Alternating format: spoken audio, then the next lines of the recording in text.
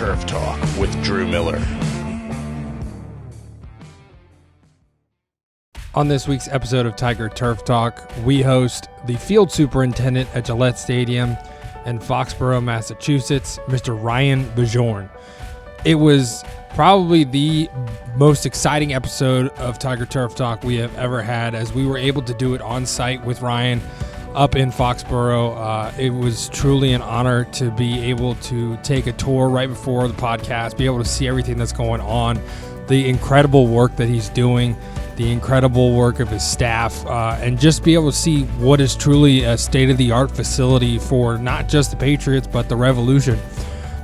We get into how incredible that facility is, talking about their new heating system that truly is an absolute game changer for anyone who's looking to grow grass in the northern part of the United States.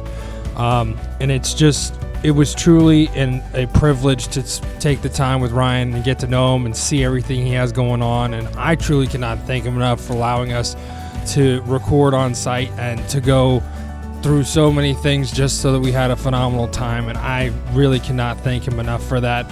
And we got into what everyone's super excited about, talking about the FIFA World Cup in 2026, Gillette Stadium being one of the sites. And it was just awesome to hear the excitement he has for what's going to be truly a monumental event in the history of American sports. So it was just one of the best experiences we've had.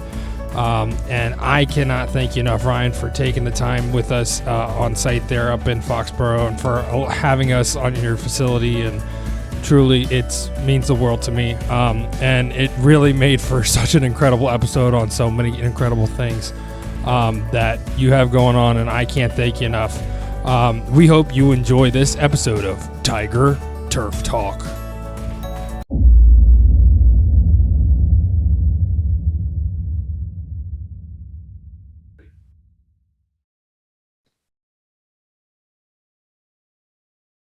Good morning from New England, Massachusetts at Gillette Stadium. This is a very special episode of Tiger Turf Talk live on site here in New England. We are here with the field superintendent at Gillette Stadium, as well as the manager for the training facility for the Revolution and the New England Patriots, Mr. Ryan Bjorn. How you doing this morning? I did finally, right? Yeah, you did great. It only took forever to figure out how to do it right? It's a lot of work. How are you doing today? How's everything? You just sort of did a facility tour and everything. Everything is beautiful. And it's just incredible to see what you have going on here, from the stadium to the facilities you were just talking about, phrase mowing and everything.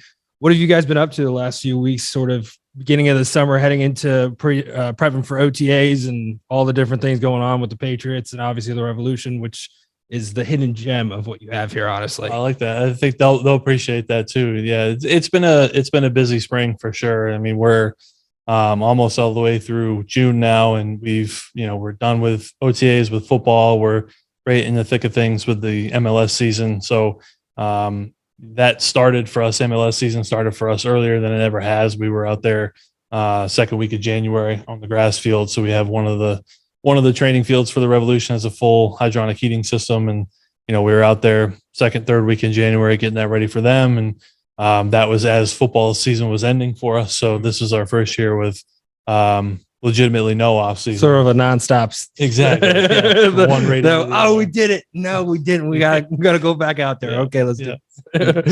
So we went from that into football season ended and trying to get those fields put to bed in January and early February. And we've had some renovation projects on the football fields as well. So kind of getting that project started on the lower football field and getting that completed so that the team could go down there and allow us to start our smaller renovation on the upper fields, which is the phrase mowing that you talked about. Yeah. And so we're about 2 weeks off the phrase mow on the upper fields and about 6 weeks off the finishing the renovation on the lower field. And we've got, looking at my watch, we've got about 4 weeks until training camp starts. So gotta love that. Yeah. It's always the antsy part of the year is getting ready for when everybody's there, Back when I was with the Steelers, we were talking about earlier, it's just okay, what's that? We got to have this ready. Okay, people need this. And like you said, we were walking out here and there's people going out on the field to practice. Yep. It's a nonstop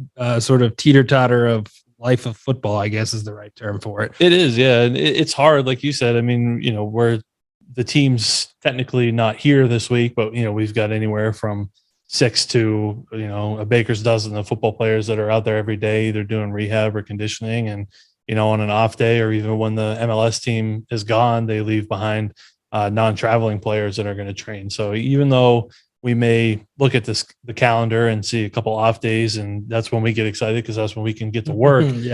We still have to make sure that we're communicating with both teams to know exactly, is there going to be anyone out there? When are they going to be out there? How is that going to affect our plans moving forward? And then, everything we've talked about so far is all practice fields, and we're sitting here in the stadium and looking at, a full graduation setup on the field. So we've got flooring and red carpet over a third of the field, big stage out there, and that'll be out here for tonight's ceremonies, tomorrow's ceremonies, and then they'll floor the rest of they'll get rid of the stage and the chairs, they'll floor the rest of the field and start loading in for Dead & Co., which is next weekend. So we got our hands full.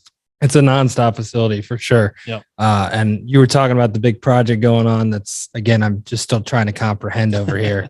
Because again, you already have a massive board, but that's incredible to hear about, and everything that goes into it. Something you were talking about with the Revolution, you guys just put in a new facility back in 2020. And what was sort of the vision? Sort of, again, obviously a lot of the stadiums in the country are starting to do the sort of half and half. We've talked to Daniel Lizito with Charlotte FC, and I know there's a couple teams in New York that are starting to do that. What was sort of the vision for that facility sort of going up? And you talked about, and again, it's incredible to see the heating system and the way you explained everything and how it's not solely dependent on one thing and it's got backups on everything. Because again, if you lose something like that in the winter of New England, it's never really going to come back, right? It's definitely difficult to come back, for sure. How is that, and sort of like the idea of your side being put into, again, what the facility is gorgeous, not including the fields, obviously that's amazing, but the locker rooms and everything they have up there, facility wise, what was sort of your input in the sense of this is what we need? And you said there was like sort of, we had a field that you went past first that was there before they came in with the new Revolution's facility. How was that sort of for you getting it set up and to the point where, again, it is phenomenal and beautiful up there? I appreciate that. Yeah. So I'll try and do a quick synopsis.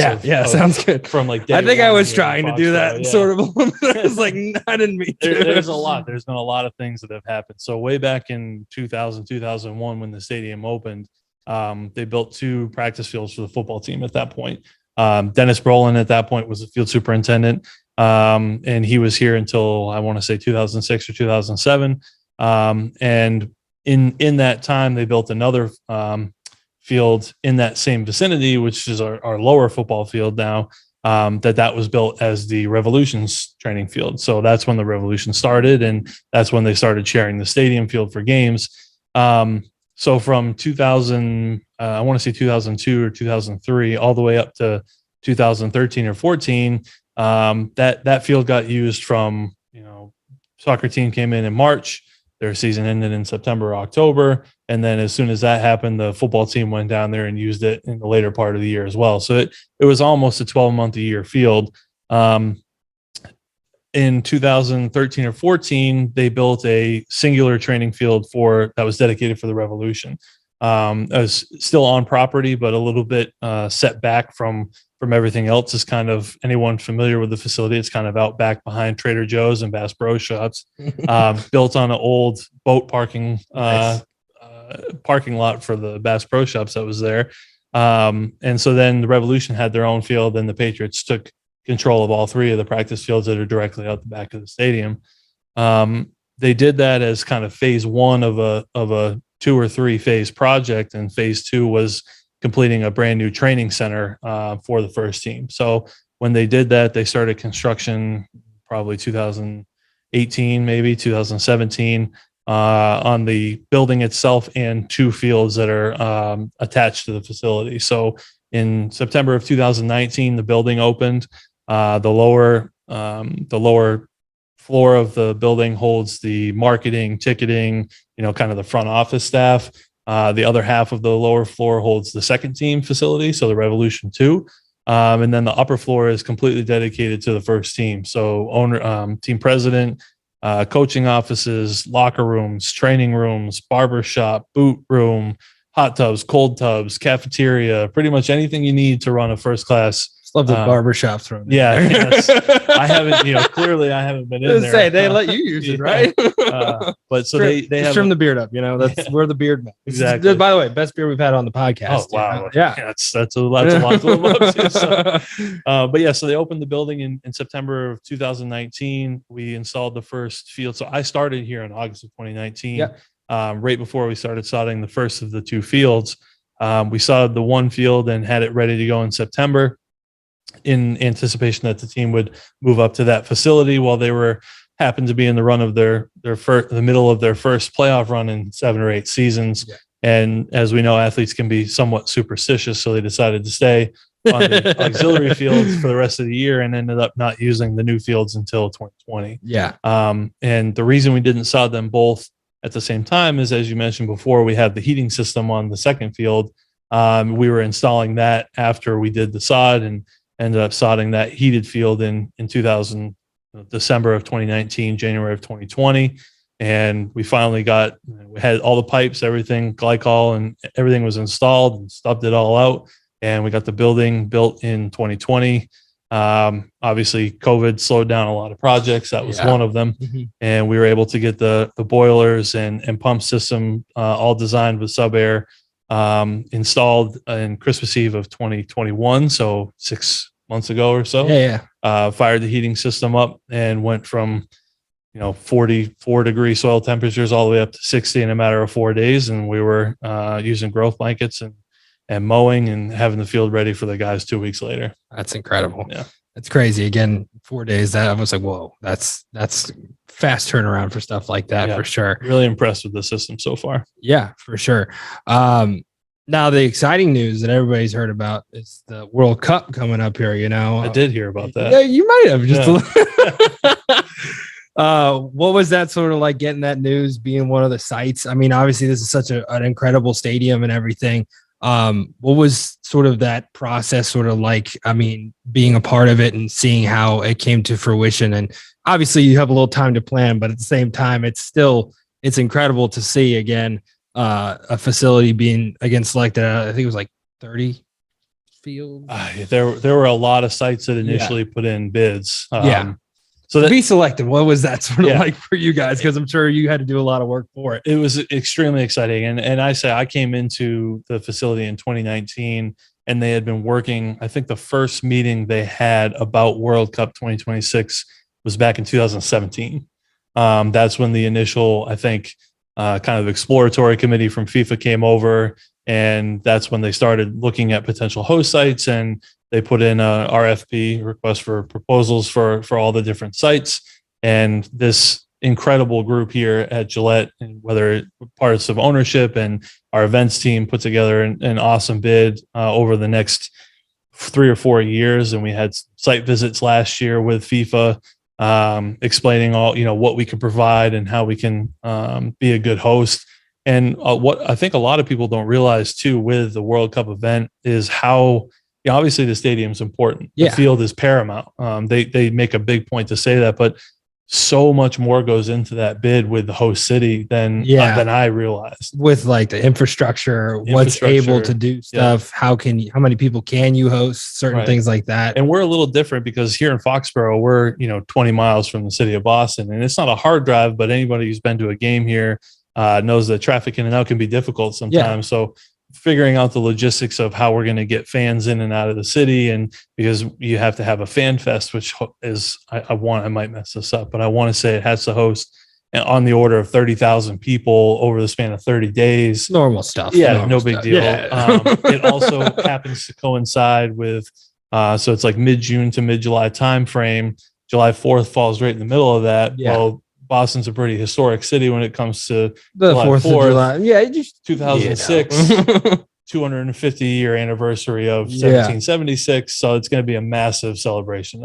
For sure. We're really excited about it. And the actual selection process, I had no idea. I don't know who in our organization actually knew before that selection show came out. Yeah. But I literally was sitting on my couch and I was excited, and I ended up being significantly more nervous than I thought I would. I was by the end of it. And of course they did West first, then Central, and then East was last. They were like, guess what, Ryan? You get to wait. Yeah. and so, I'm sitting there on my couch and my wife's working from home, sitting on a computer, and I'm just like sweating bullets. And I ended up like being really nervous about it. And once they announced Boston, it was just, it's great. We're so excited. And, obviously the question a lot of people ask me specifically, because they know how much I love grass, is, the huge part of that is we're going to have grass back in the stadium for that event. And I can't wait for that. Now with that, you were talking a little bit down there, what are you looking at stadium wise for you when the install happens? How wide does it have to be? Are you within FIFA standards right now where you're at?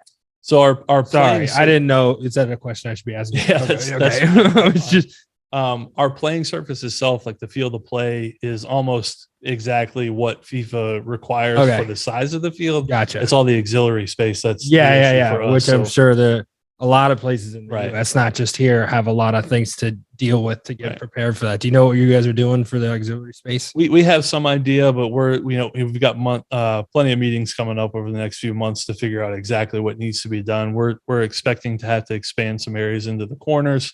And then, we'll figure out exactly what needs to be done. But now, is it going to be grass wall to wall because of that, or?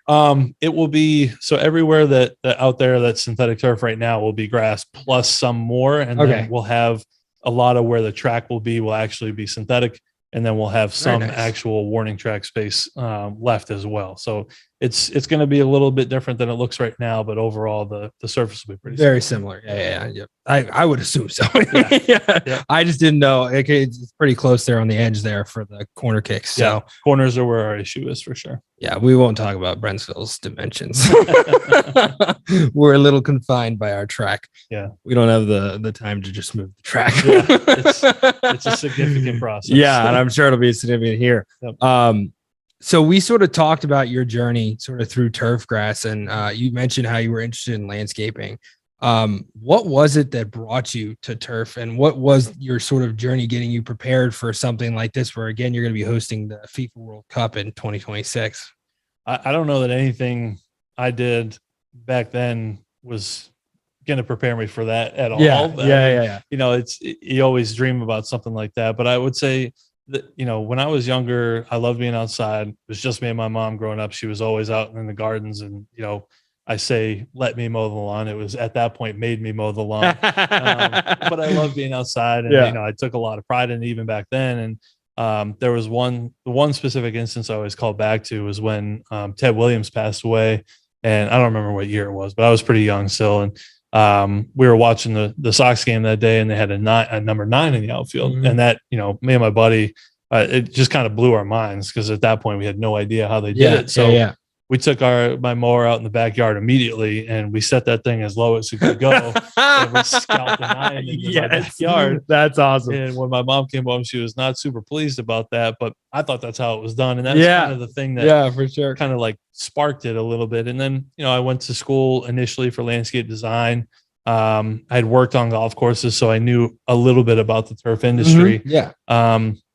And when I was in school there, I kind of learned about the sports turf side of it. So I finished my associate's degree in landscaping and then transferred to UMass for turf management. And my first year there, first internship, applied at Fenway. Was lucky enough to get hired by Dave and Griff and Weston, who you've had on the podcast. Yeah, he was still there at that point. Awesome guy. So they were either dumb enough or smart enough to hire me at that point. And I ended up staying on all 4 years while I was at UMass. There was a group of us that would commute back, and about an hour and a half from UMass. So we were working every weekend, and I did one summer in Southern Maine working for Rick Peruzzi up at the Wainwright Complex, which is a multi-use facility, while I was in school, and then graduated in 2010.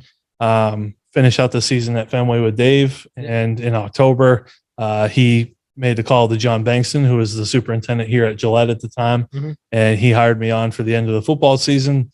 And when the football season ended in February of 2011, took a job with Jared Minnick down at the Maryland Soccerplex as assistant manager in training. Worked my way up over the next 3 or 4 years and ended up taking over for him as director of grounds when he left in 2014 or 15. I always get that mixed up. Yeah. Was a director of grounds there until 2019, and we got the call from Gillette. Literally 2 weeks after my wife and I closed on our first house in Maryland, they called and said, would you be interested? You're like, really? Yeah. Just 2 weeks earlier. Yeah, I tell this story all the time. Yeah. They flew me up for the interview, and I sat down and I was, so how's everything going? You know, small talk or whatever. And I was like, well, things are going pretty good. I was literally just peeling tape off the walls because we were painting our house that we just bought. And so they turned to you and said, you're probably going to want to stop. Yeah. So you may not need to worry about that anymore. Yeah, that's awesome though. So yeah, it was a dream opportunity to get back to New England, and, you know, being from Maine originally. My wife's from Maryland originally, and you know, she took the plunge with me, and we moved up. And I started in August of 2019. We got married in September of 2019, like 6 weeks after I started. Yeah. And then it was just the, you know, first full season, all full speed ahead, kind of drinking out of a fire hose, learning everything here. And then COVID hit in 2020 and everything shut down. And, you know, it's just, everybody's dealt with that, but it was going from absolutely everything you could possibly imagine to just complete shutdown. It was quite a change. It's still crazy. Yeah. It's funny because I still look back and I'm just like, yeah, we lived through that sort of, like, it's crazy how we're nobody cancel me, please, that we're sort of normal. I would say we're normal. Mm-hmm. That's probably the safest thing to say. And like, it was 2 years ago where it was just like, no one's allowed to leave your house. Yep.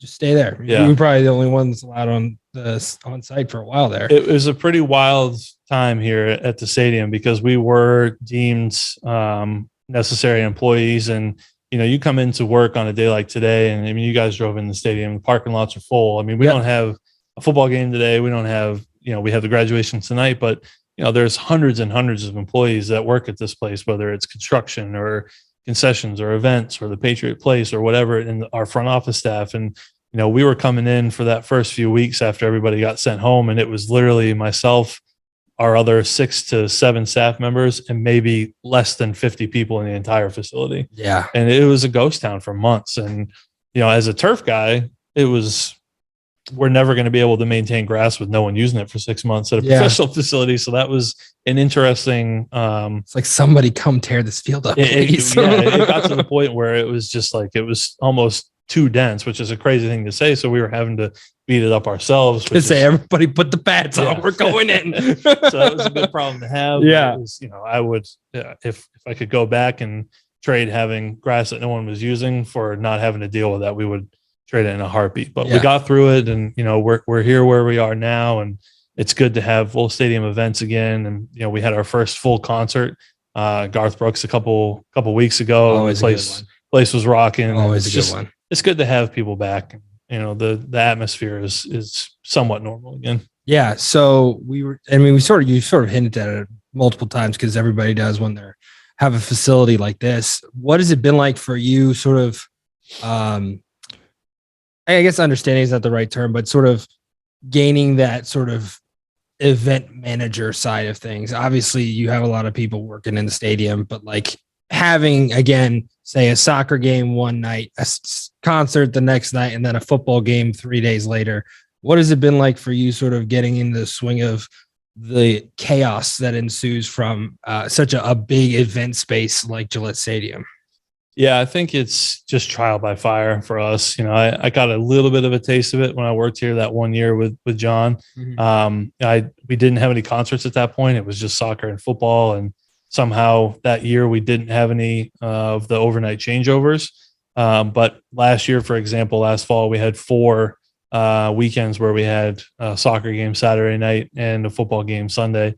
And, you know, those turnarounds are, they can really beat you up. And I can't remember who I was listening to one of your podcasts, and it might have been. Oh gosh, no, they're great. I'm glad. I think it might have been Nick, Nick, who I'm good friends with down in Atlanta, he was talking about Pappas. Pappas. The anticipation of that changeover is almost worse than the work. Yeah. Because you just know how much work it is, and you're dreading it, and then you get into it, and adrenaline just kind of takes over. Yeah. And the staff. I'm lucky to have such an incredible staff here. I have 2 assistant superintendents, one that somewhat oversees the soccer practice facility, Chris Hurley, and one that oversees the Patriots training facility, Tyler Vandenacker. And those guys are incredible. And everyone else on our staff too. I mean, their ability to keep a good attitude in times where the schedule is crazy, everybody's tired, weather's not cooperating, that makes a huge difference. So like I said, the anticipation of it tends to be worse. The NFL schedule drops in April, and that's all we're looking for is, what are those weekends that we know what are we ready for? Right. So, but once you get into it, the work just takes over and you get it done. And then once that football game kicks off at 1:00 the next day, you can just take a big sigh of relief and not kick back, but you can take a sigh of relief and enjoy the fact that you got the work done. Yeah, for sure. Back when my kids actually, it was the week before COVID. Actually, we were contracted to convert DC United to the DC Defenders. So like our kids got a little taste of that. Nice. And it's funny because they were and again, it's like one of my favorite moments in my career when it comes to teaching. We came back, it was like 4 a.m. And I'm like, this happens a lot. I hope you know this. Right. Like if you're getting into this industry, know this happens. Yeah. But we come back the next day of school and they're sitting there and they go, Miller, guess what? They don't call me Mister, it's just Miller. Right. They go, everything we did last night was what we do on our field here at Brentsville. I'm like, that's the whole point of our program is so that you have those moments where everything that I'm trying to teach you, again, maybe not successfully most of the time, but you are actually going to be using that moving forward if you were to go down this road in this industry, So, and it's all I agree with you. You sort of get into it. It's just like, oh, we did it. We're done. Exactly. My favorite time is when you get a little delirious at like 2 or 3 in the morning and you're just like, where are we? How much more is going on? We had one this past season where we had some extra help come in, and those guys are great, and everything went well. The soccer game ended on time. We got everything off. The post game shots on net that ended well. We got all that done. Got all the scrubbing done, and it started raining while we were scrubbing, which we knew it was in the forecast, and it was one of those things that you just accept. And for scrubbing, it was great. It helps clean keep a little bit extra lubricant on the blade, right? So that worked out great. And then rain stopped. We got everything groomed and laid out and ready to go. Started painting football, and it was one of those nights where things were just clicking. And it's a good feeling. Yeah, and we got everything done at like 3:15 in the morning. And we were wrapping up, pulling up the last string, and the heavens opened up. And my Mother Nature made a joke about us. Yeah. What is this? My buddy Pete and I, we were sitting in my office, and we were looking at the security cameras, just watching. Oh, there goes the center, Elvis. Oh, there goes the end zone. Oh, there goes the border. And it just, you could see things just sitting there, disappearing. you're sitting in your desk. You're like, I'm not going to look anymore. Yeah.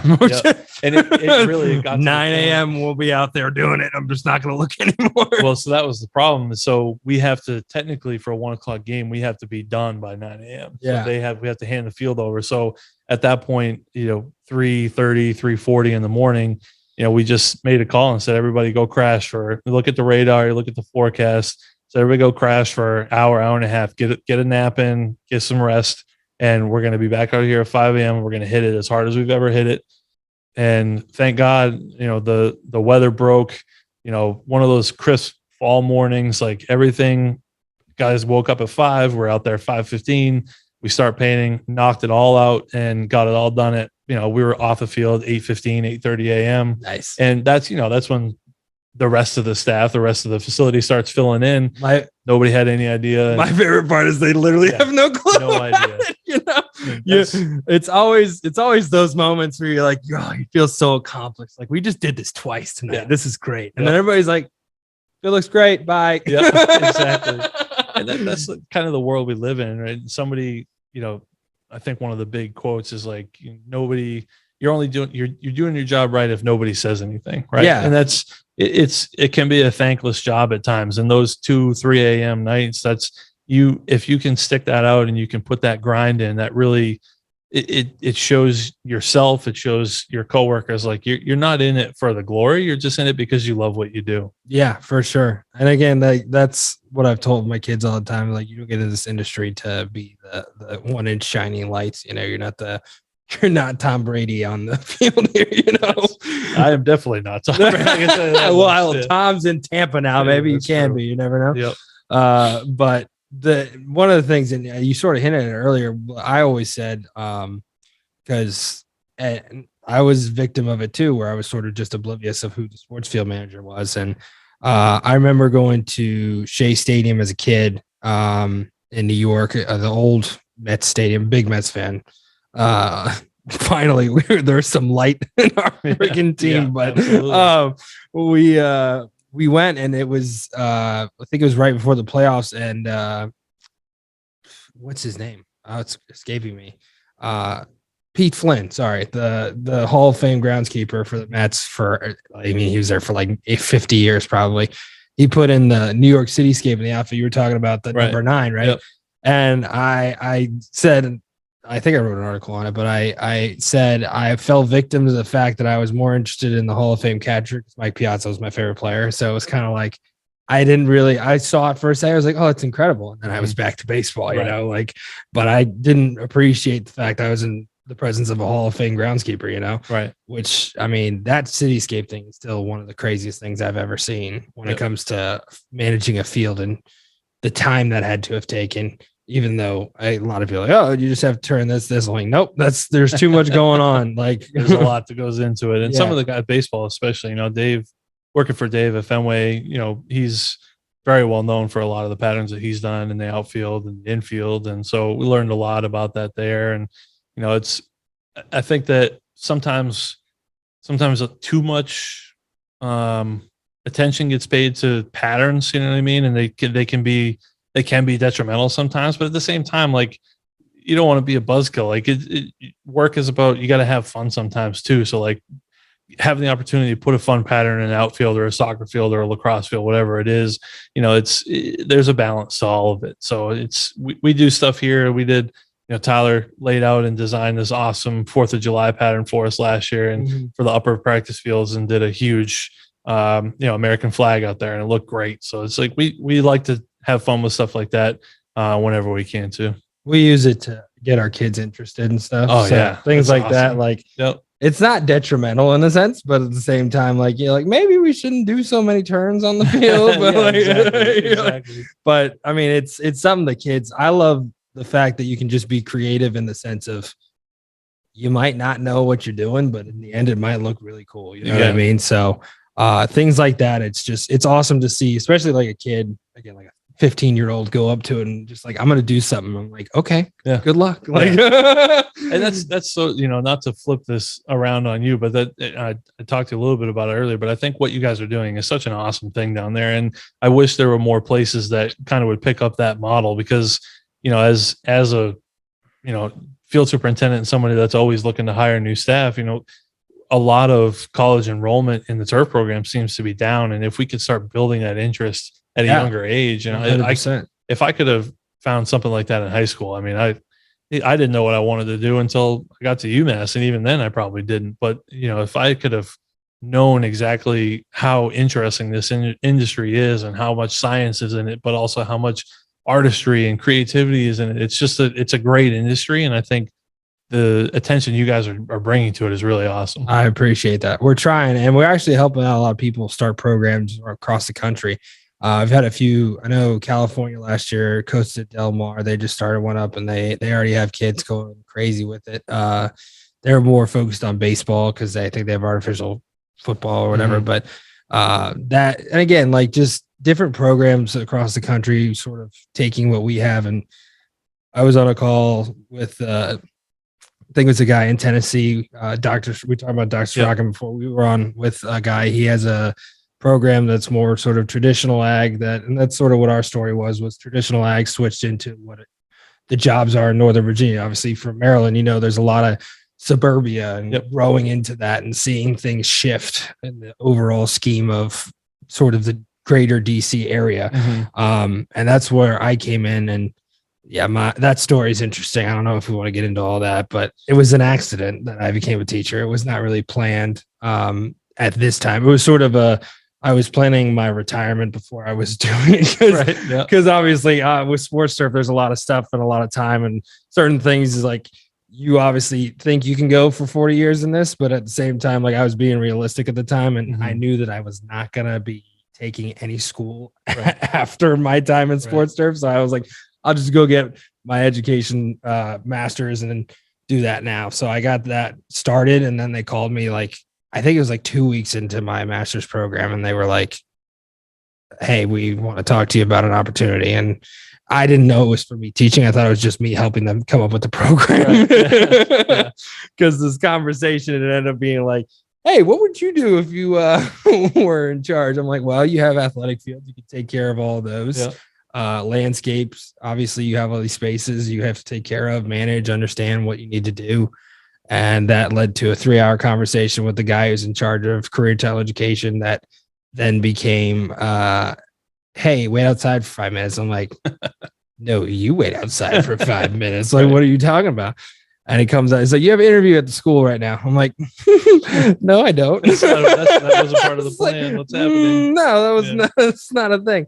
But my dad, he was an admin. He was a principal at a middle school in that county. And he asked my dad for me to go talk to him. And that ended up being like a whole, like, I was like, gonna throw my dad off a cliff. I was like, what did you take? Like, what's going on? But the interview with the principal was 3 hours, and that was like insane to me that she had 3 hours in a school day to talk. So it was sort of just like, hey, come and develop this turf program if you want, make it what you want it to be. And that's so cool. That's where we're at 5 years later. I mean, kudos to the principal and the administrators for kind of seeking that out initially and then having the foresight to see that opportunity that you would provide for them. And, I wish more people would be like that, but sometimes the best opportunities come from stuff you never expect. The most random things, right?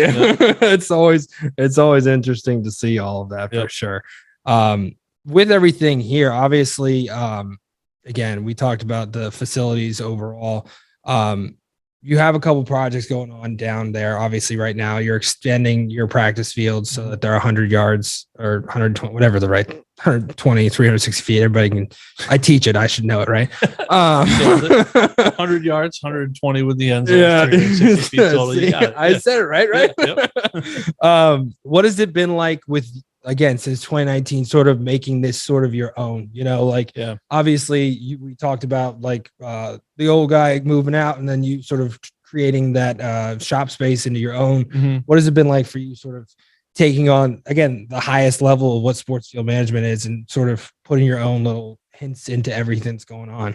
Yeah, for sure. So I was very lucky or somewhat unlucky, depending on how you look at it, where I took over for a guy, John Bankson, who, when he left this place, a lot of big jobs may open up because there was an epic failure or, something bad happened or there was, the guy didn't get along with administration or whatever it was. John was the polar opposite of all that. He was incredible at his job. The fields were in immaculate shape and everyone here loved him. And he was just, it was his time for a change for him. And so when I came in here, it wasn't like I had some easy fix where there was a problem and I could fix it. It was like, oh my God, I have to keep these fields in really, really good shape and have to build these relationships back up to someone that all these people have never met before. But also while building a new staff and creating an agronomic program. And so there was a lot of positives that came with it, but also some challenges too. And luckily, John had a great agronomic program already laid out and we were right in the middle of the season. So we kept that going and tweaked some stuff here and there. But then, working with the two assistants at the time, it was Tyler and Elliot Lindstrom, who's now at the Worcester, the Woo Sox at Polar Park in Worcester. At the time, working with them to see, what are they comfortable with? What are things that they wanted to try? And, tailoring that agronomic program. Are there things that we wanted to do differently that maybe John didn't do or whatever it is? And just slowly starting to put our own kind of twist on things. But it was great because, like I said, we came into a program that was already working, and we're able to put our tweaks on it. And, talking about the shop, I explained a little bit to you earlier that the shop was built in 2001 to maintain 2 fields. Definitely up to date. Yeah. Right. Yep. And we have the exact same footprint and exact same building, and we have 6 fields now. So space is at a premium. So we're trying to be as efficient as we possibly can. We've gotten, new style like collapsible shelving, and trying to get, more an actual kind of break room space for the guys. And, so just trying to like tweak things like that, be a little bit, get organized how we want to be organized. How our mechanic or whoever it is, I try and give them the freedom to, this is your space, build it how you want, organize it how you want, and let's keep it to a high level as we possibly can.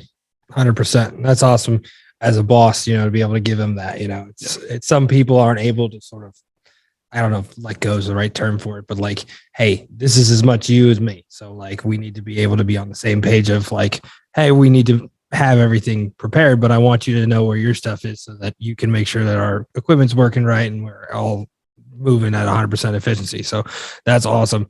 It's also easy for me to say that I do that, but I know if, from their perspective, I'm a crazy person when it comes to being organized. Yeah, so. No, and I'm sure that's a good thing though. Cause right. like Casey Underwood was my first boss down at Virginia Tech. He's now he's got a promotion. I think he's like director of athletic operations or something now, but he's this guy that like I wanted to be better, but at the same time, like you couldn't beat the guy. Like he literally had to be in on everything. And I'm like, just breathe for a second so we can like catch up. Okay. Yeah. Like, and he's like doing all the admin stuff and all that. Like he's still working with the athletic director on his Monday meeting, but then he's out there in the 10-foot ditch, digging up down to the main on a hill that we can't get anything on because it's on the practice field. Yep. I'm like, you're in charge. You don't have to do any of this. It's like, why are you down here with us?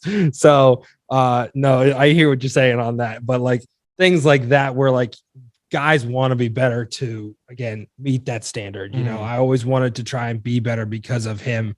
Obviously there's different dynamics on every crew. So, some guys like would avoid it. Some people would be like, you know what? I do my job. It's okay. But like, I always wanted to meet sort of Casey's standard on everything, even though I know I never remotely came close to it. Yeah.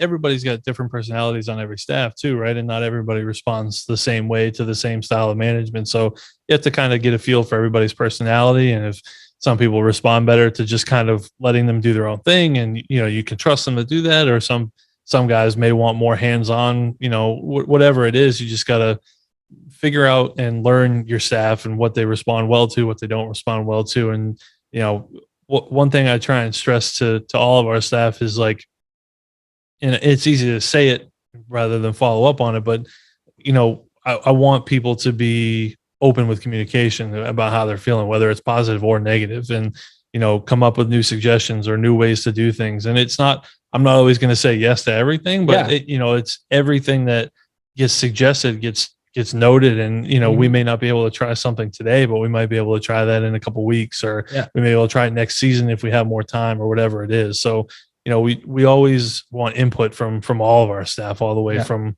part-time all the way up to full-time, because like you said, if I'm stuck doing administration work, or I'm, in the office for more than I'd like to be for a couple of days, I'm not out there with those guys seeing the hands-on stuff as much as I'd like to be. Yeah. So I have to trust them to know that when they say we need to do something, it's because it needs to be done, not just because they're asking for luxuries or anything like that. 100%.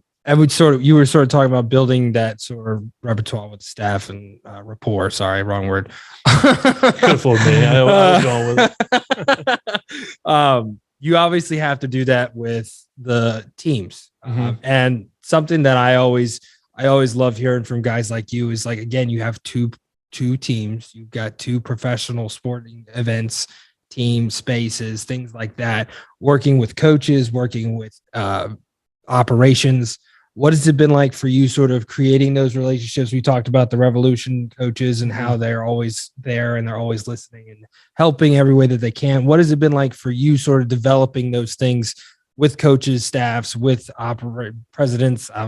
There's so many people when it comes to like the up to down where we're all working coherently to create the space of, again, something like a Gillette Stadium where you have 40, 50, 60,000, some around there. 60. There you go. There you go. One of the bigger stadiums, by the way. For games and everything. Again, there are so many things going on, and you're obviously year round with the soccer and everything.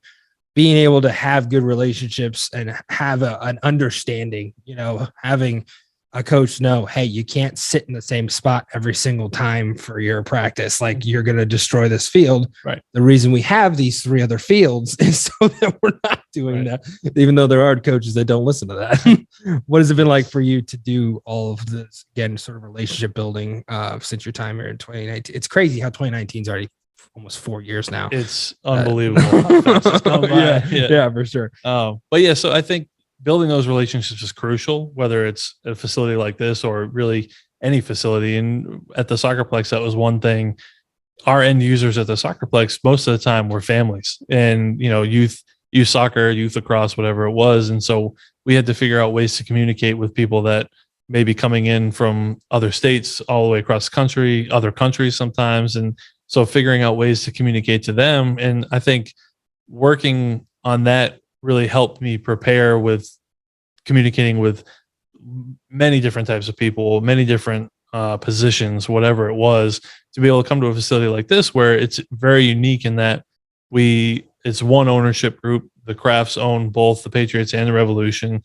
And I work for the Crafts. So technically it's one of those things where obviously you're never going to say this to somebody on either of the teams, but like, at the end of the day, we don't work for the teams, but they're the ones that are the end users. 100%. So I work for a company that doesn't actually use the fields, if that makes sense. So, so we have to be as open with communication and do everything we possibly can to make sure that the surfaces are as good as they can be for the athletes, for the coaches of the two teams.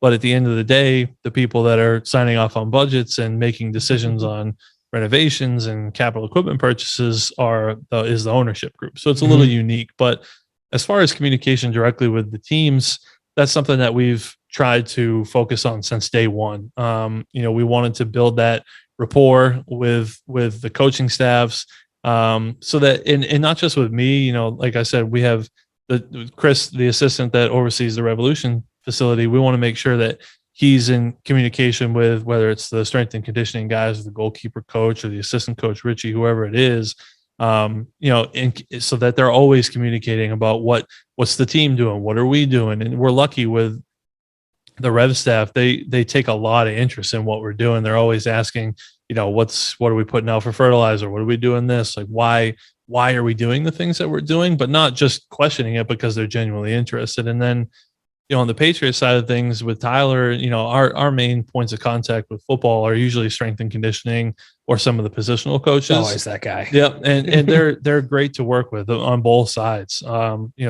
They're a little bit, a professional football team is going to be a little bit more set in its ways when it comes to practices and where they want to be and how they want to do the drills. And that's just one of the challenges that we have to kind of accept and overcome and figure out ways to get creative, because I'm not going to try and argue with a professional football coach to tell them that they need to move their ladder drill somewhere. We're not walking up the bill. Hey, man, how you doing? Exactly. We want to just scoot over this. Yeah. So, like, oh, sorry, never mind. I'm going to let him do what he needs to do, and all the coaches do what He's they been need here to a little do. while, you know. So, but still, we at the same time we want to build trust with them too, to just let them know that when we're doing whatever it is, if it's aerating or top dressing or any of the work that we're doing, everything that we're doing has them in mind. We're trying to create the safest, best possible service for that team to use, for the Revs to use, whoever it is. And we manage them very differently. We're talking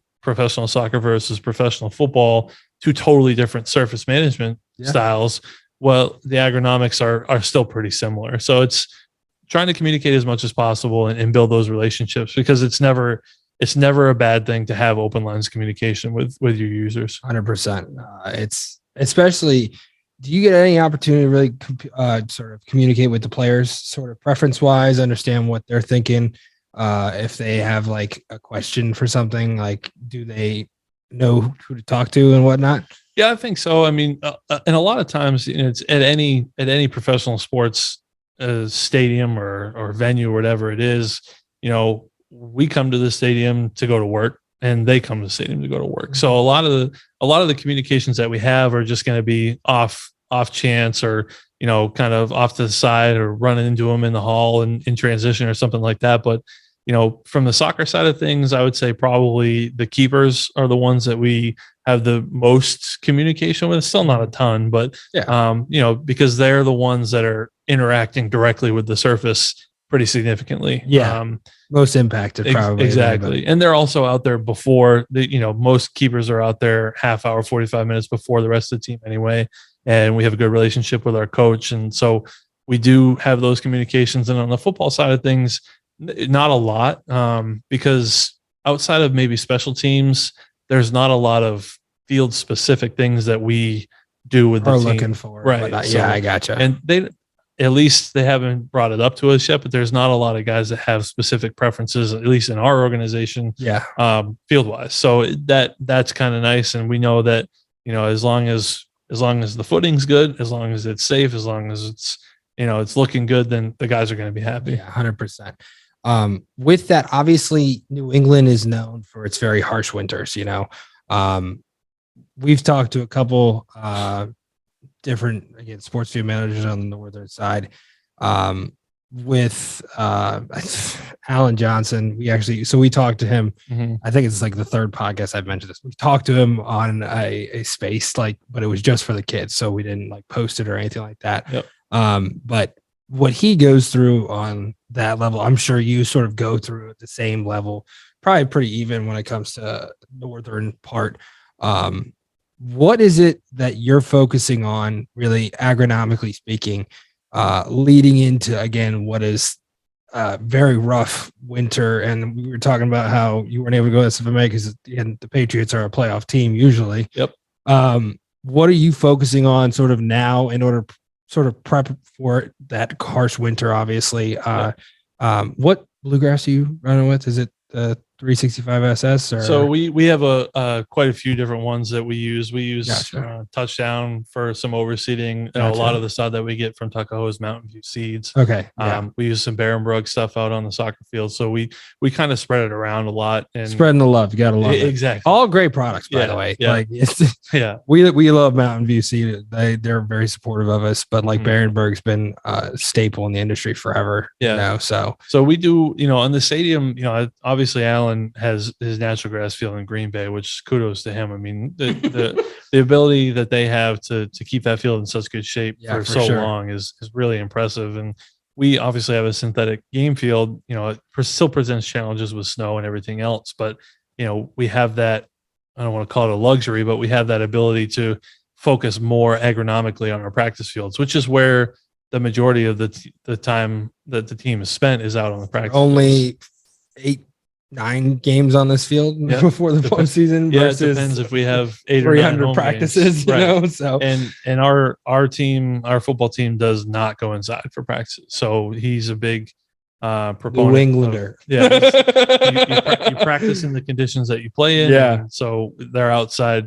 Outside of really, really heavy winds or lightning, those are the only situations that, knock on wood, that they've gone on inside for the most part. So, we don't do anything crazy here. I mean, we know that, our soccer team generally is going to be done sometime in October, November, depending on how well they do in the playoffs or how deep of a run they make. So we know that we can generally shut those fields down in a pretty typical fashion, and know that we're going to have to get them back woken up in, the one heated field. We'll probably start in January. And then the other field just kind of as normal when it would normally wake up. So the football fields are different because, we've got two different surfaces. One is the upper fields, which is two fields that are one big square, and then the other is the lower field. The lower field has a forced hot air sub-air system down there. So we do have some heating that we can put into that field. So we treat that field differently than the upper field. So, everything's a very site specific thing for us, and we'll treat, the one football field differently than the other two, and then the one soccer field differently from the other two, and then the one soccer field differently from the other one. And so, we're managing the same grass, and we've got 6 different fields. And at the end of the day, we'll have a relatively consistent agronomic program for all 6. But as we get into the weeds, and especially the winter, we could have 6 different plans going for all 6 different fields. Yeah, that's awesome, because and I always find it interesting to see sort of facility wise how people have to differ when it comes to, and it's not a microclimate, because we've talked to different people who have microclimates on like their fields. Mhm. Weston was a big proponent on that with Platinum Seashore. Is it Pass Pound? Pass Pound. He is Pass Pound. Yep. Yeah. I try to remember people. That's pretty good. 80-something interviews. Is pretty good. I'm trying. But having sort of those microclimates and understanding that the approach needs to be different in order to, again, provide the best product.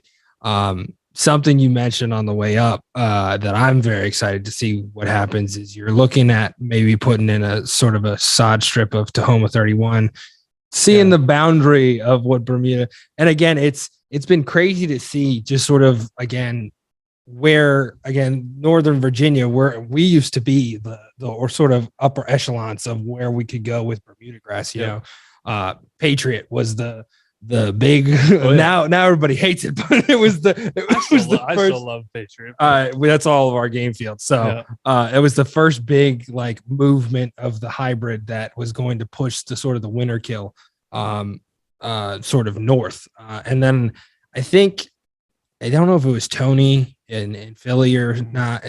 Did he go latitude before the Tahoma, or I'm not sure. He went one year where he was Bermuda in the summer, and then it just became sort of that sort of normal Bermuda bluegrass sort of resod that he does. Yep. But I think he's keeping Tahoma, and he's just doing Tahoma from now on. I could be wrong, but we just talked Northwestern and Chicago, so we're moving further and further. And again, what is sort of your sort of like idea, sort of testing that and maybe seeing an implementation in some way here in New England? Yeah. So coming from New England, born and raised in Maine, went to school at UMass. I saw Bermuda grass 4 times a year in a lab, when we're prepping for the turf bowl and the student challenge. Yeah.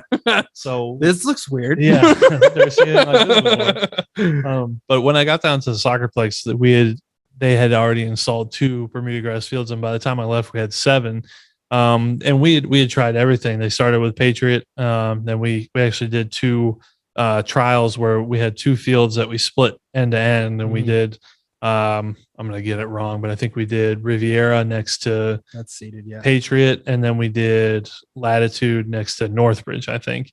And all the big ones. Yeah, just to see, what made the most sense. And we ended up struggling with that trial because we ended up, it was a winter polar vortex and all this other stuff. But it was that year. Yeah. Oh, not great. I remember that one. Ooh. So we had those like 10 every day for like 2 months, right? It was brutal. Jeez. And so we ended up having all 4 of those plus the Patriot. And then we tried we installed some Tahoma my last year before I left. And so I love Bermuda grass. I miss it so much. And so part of me is just more curious to see what we can do with it. But we've got a hydronic heating system at the Revs field, one of the Revs fields. And the thought is just, we've got a project that we're doing with the football fields, and we're getting some sod in from New Jersey. And the thought is like, let's throw a roll of Tahoma on the truck. Yeah. Let's install it in the workout area on the heated field, because that's the only place where we're going to be able to likely have a chance to keep it going year round, for sure, and just see what we can do with it. And not necessarily have them use that strip any differently than anything else, and we won't treat it agronomically different than anything else, but just to see, can we keep it alive for a year, 2 years? Is it going to spread? Is it not going to spread? What can we do? And then if we end up having good results with it, maybe we do on the heated field, we put half of the workout area in as a Bermuda field. Would it be an option for for the FIFA? stadium field For FIFA? Well, not just to stay, but like right. when you're talking about high traffic and everything, and it's during the summer, right? The whole event. Well, the games we're anticipating mid-June to mid-July. So like again, I don't know the specific weather up here, but it's supposed to be 90 on Saturday. But it was also like 60 last Saturday. Yeah. But I mean, if you have the heated system, I don't know if they're putting that whole thing in, which I'm assuming it's FIFA. So I'm assuming they probably would. That's going to be completely up to them. So gotcha. I think they're just going to throw some sand down on top of this and then put the grass on top. So it's totally everything spec perfectly. Yes. I will say, so the synthetic field we have now is just over a gravel base over the heating system. And we have full drainage and everything out there. But once that football season's over in the end of January 2026, we'll tear this out. We'll put in a full soil profile, full irrigation 100%. System.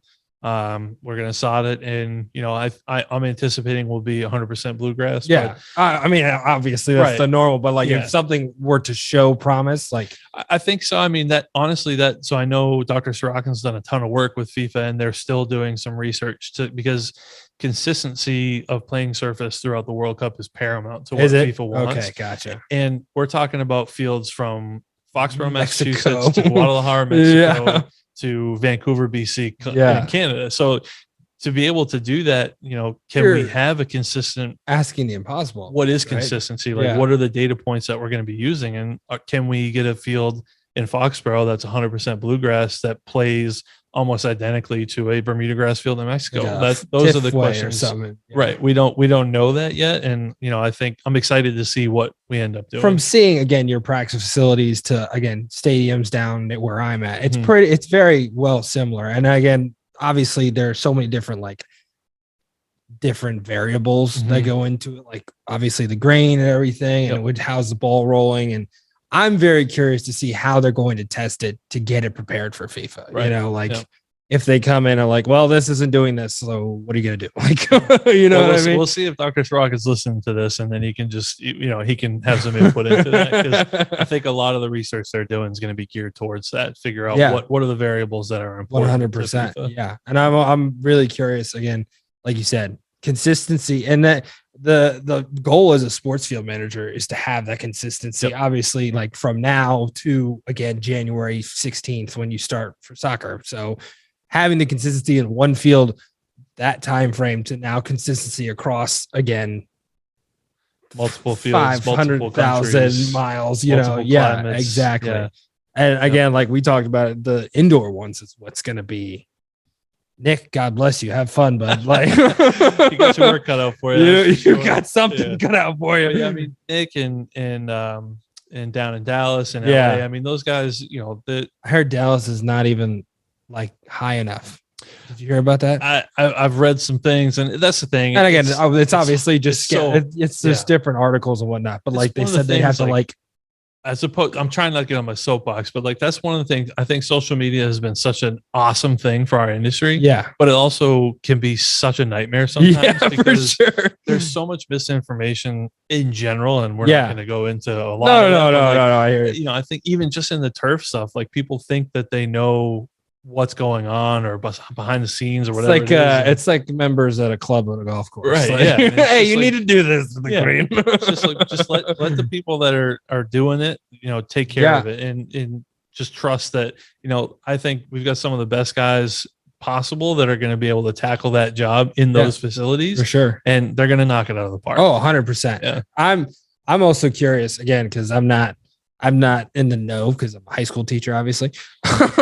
But people wanting the NFL to sort of implement again natural grass all around. What would be those steps? Because 2026 is kind of like the time where you can sort of make those sort of premise of moving that direction for stadiums like Atlanta. Like here, obviously, it wouldn't be hard. No offense to the Crafts or anything like. Hard's a relative term. You know what I mean, though? Like, it's not a dome. It's not enclosed. Right. It's not, there's not something that you're going to have to like do infrastructural wise, like an indoor dome space. Like, obviously Vegas has it, which is incredible. Tray system. The tray system as well. Arizona, like something like that would have to become sort of like a standard practice in a sense. Yeah. I could be wrong. And again, like I don't know anything because I'm a high school teacher, but like having something in the lawn, and again, you were talking about like an event space and having the number of events, it doesn't make sense to have natural grass. You know what I mean? Right. So, and Nick's in the same boat and everything. Like these were built to be event spaces, you know? Yeah. So, I came and I like I said, I listened to Nick's podcast on here too. And, we both were, before we got into the facilities that we're in now, extremely vocal, probably too vocal. And again, the negative side of social media. Yeah. Saying that like, well, it's so ridiculous. Like all you got to do is put grass and we have the technology. You can do it. It can be done. And like, yeah, it can be done. But now being here and seeing the amount of events that we 100%. Have, and it's one of those things where when we have soccer starting in February, yes, going into monster trucks and concerts and graduations and supercross, and then you get into football and still having all that. It's just economically the amount that you'd have to sod in, sod out. And it's economically not feasible. Environmentally, it's not feasible. It doesn't make sense the way it's set up right now. Now, that's not saying that it's impossible. No, but it would make your life into a living nightmare. Well, yeah, but at the same time, like that's my dream, right? I'm a grass guy. Yeah, I want to see grass out here, but I want to see grass out here, but also have it make economic sense, be environmentally responsible with it. So we're not just trashing stuff, 80,000 square feet of sod 6, 7, 8 times a year, just getting thrown away. Yeah. So, there's a lot that goes into it. And at the end of the day, I always have been and always will be a proponent of natural grass. Yes. And if we can ever have an opportunity here to do that long term, I will be the biggest advocate for it. And I'm just excited to have 2026 on the books now and know that at the absolute very least, I'm going to have natural grass in here for like 6 months. Yes, so, that's going to be awesome. I'm going to do the best I can with it, and we'll do the best we can with it, and we'll see what happens. And again, it's people like you and Nick that I have, like, again, a understanding and a respect for, again, conversion managers when it comes to stuff like this, because people who, again, you're talking about 4 nights last season switching over. People don't understand the level in which you guys are working and the time frame and the stamina you have to have. If you were to add actually managing the field into that, and again, obviously it's still a playing surface at a high level, obviously, but like adding the idea, not killing it, that's pretty crucial. Exactly. And I think it showed USC. They did a phenomenal job, but during that time frame where they were USC and the Rams, you could see the fatigue and the struggle, not from the crew, but from the field in a sense.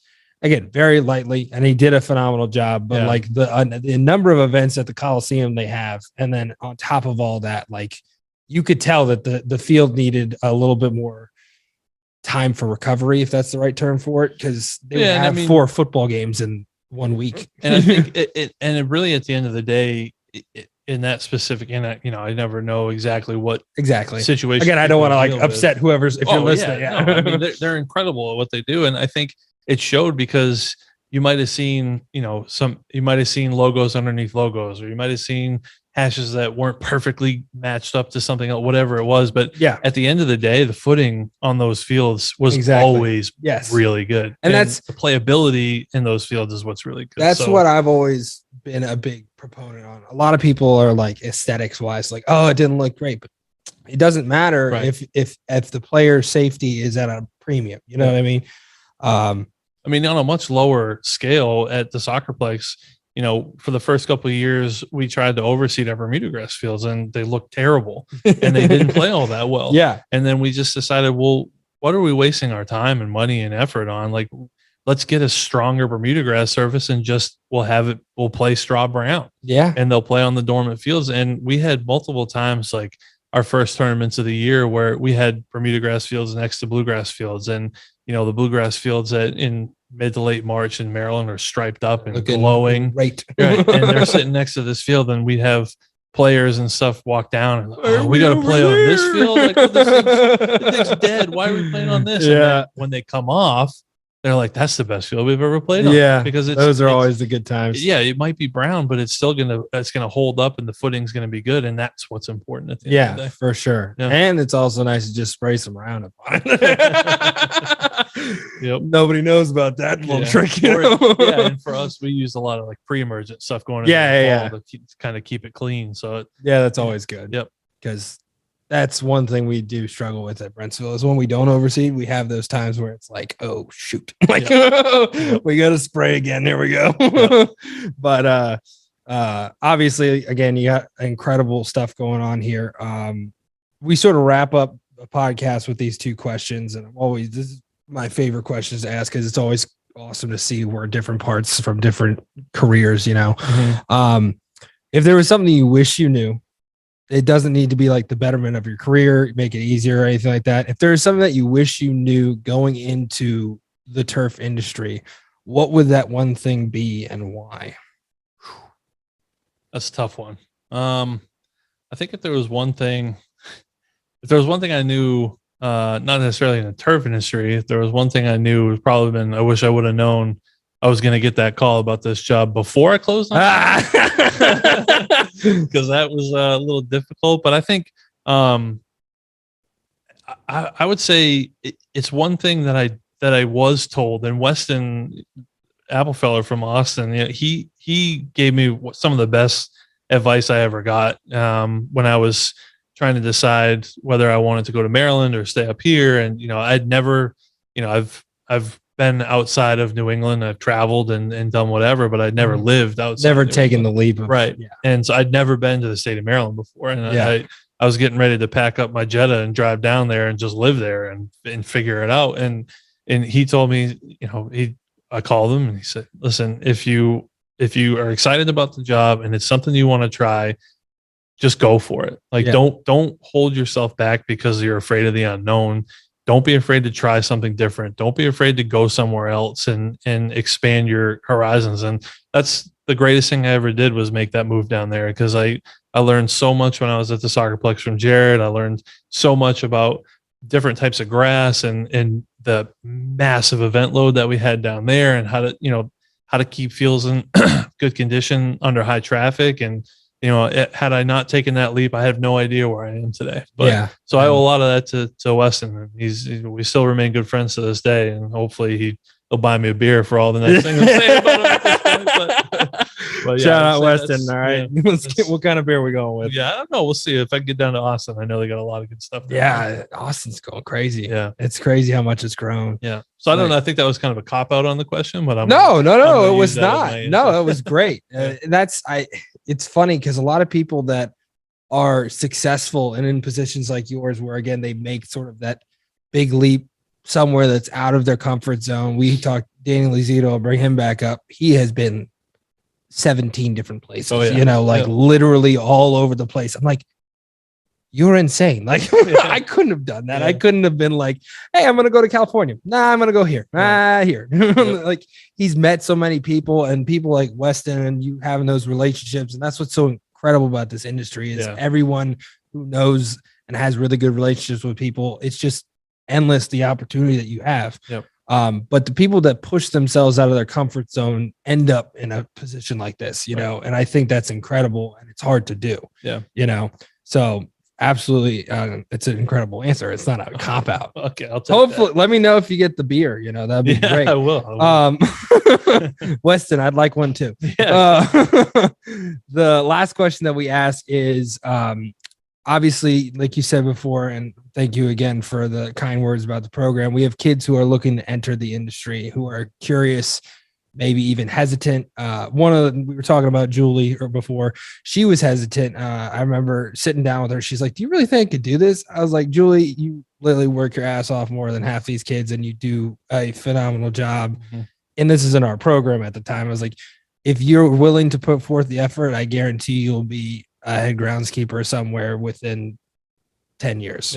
And this is when she was 18. So what would be your best words of advice for those kids that are looking to sort of make that leap and sort of enter the industry? I would say jump in 2 feet forward. Just if you think that it's something that you might be interested in, or if you've enjoyed the work in your time at Brentsville and working on the fields or wherever it is, go for it, because you can only take that leap once or at a certain age. You get to if I was coming out at 36 and almost 37, I can't believe I'm saying that, but if I was coming still out young, now, still young, I don't have that ability to just like, take a leap of faith somewhere and try something new. Yeah.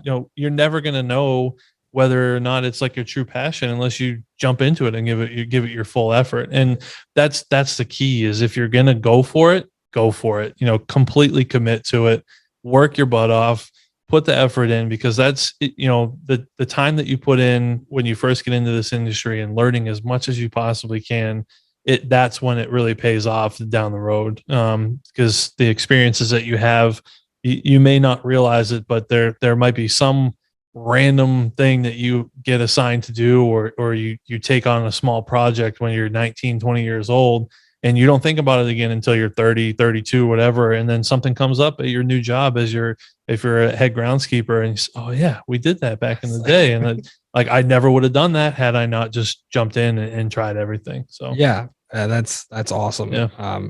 This has been incredible. Thank you so much for having us. Thanks for coming. The facilities are incredible. If you guys are ever at a Patriots game, make sure you take a peek over the left side towards the practice facility. It's incredible to see.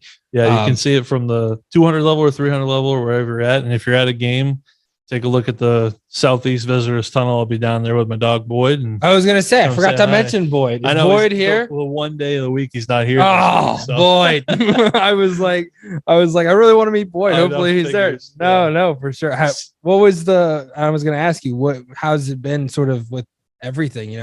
Having a dog on site has got to be incredible. I mean, I think I've got to imagine people probably get sick of hearing about them and seeing them or whatever, but like.